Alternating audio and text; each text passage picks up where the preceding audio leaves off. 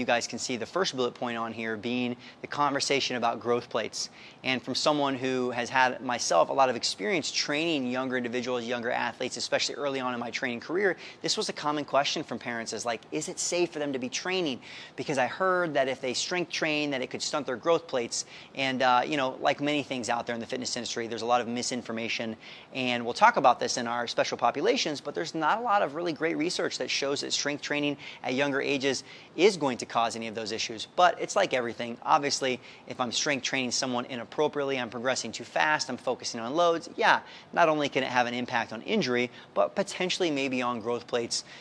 You'll find actually, funny enough, in sports even like gymnastics, you actually have a much greater impact because we're not just talking about loading the body a little bit with weight, we're talking about impact and multiple times someone's force that's going to be compressing the body. And so I think the thing to take away from this is that as we age, obviously we do have some natural loss of bone mineral density, you know, especially with conditions and issues like osteoporosis, women who are postmenopausal because of the hormonal impacts, you know, but our body responds to the stressors we receive. For a lot of individuals, unfortunately, culturally, as we get older, especially into 60s, 70s, and 80s, based on where you are in the world, a lot of people just are not as active. They're not doing as much.